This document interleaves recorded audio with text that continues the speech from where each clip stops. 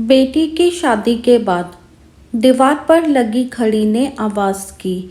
बूढ़ा व्यक्ति कुर्सी में बैठे हुए घड़ी को बस ताके जा रहा था, आंखों में आंसू लिए। अब तक शाम के 8 बज चुके थे। उनकी पत्नी ने उन्हें सांत्वना दी, क्योंकि उन्हें इस चीज़ का एहसास था कि वो रो क्यों रहे हैं। उन्होंने अपनी बेटी को कल ही विदा किया था और उनका घर अब दोबारा से सिर्फ मकान में बदल चुका था।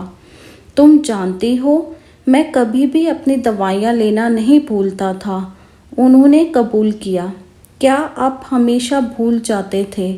हमारी बेटी राधिका आपको हर रोज़ इस बारे में याद दिलाती थी, उनकी पत्नी ने कहा। नहीं, वो सिर्फ एक बहाना था। मैं अपनी दवाइयाँ लेना कभी नहीं भूलता था। मुझे बस अच्छा लगता था जब वो मुझे ठीक 8 बजे रोकती थी। उन्होंने यह रहस्य कबूल किया। पत्नी के चेहरे में एक खुशी की मुस्कान आ गई। उन्होंने आगे कहा, देखो आज 8 बज चुके हैं और मैं राधिका को बहुत याद कर रहा हूँ, क्योंकि आज वो नहीं है रोकने के लिए। अगले ही पल उनका मोबाइल बजता है। उन्होंने मोबाइल खोलकर देखा तो उसमें राधिका का एक मैसेज आया हुआ था।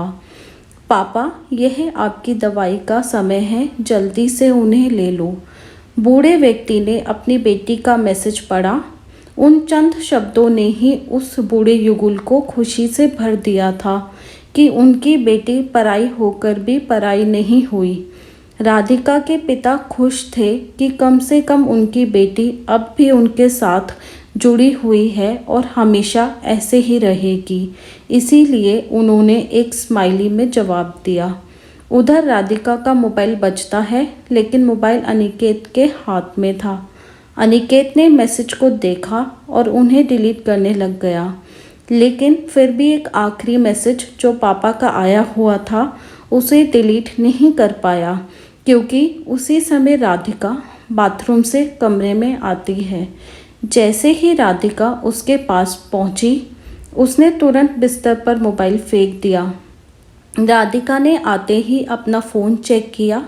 उसने अचानक अनिकेत से सवाल किया, अरे पापा ने मुझे ये स्माइली क्यों भेजा है? अनिकेत मुस्कुराया और कहा, मैं क्या जानूं। उस दिन पहली बार अनिकेत ने राधिका की जिम्मेदारियों को संभालना शुरू कर दिया था, क्योंकि वह डॉक्टर होने के अलावा अब एक पति भी था।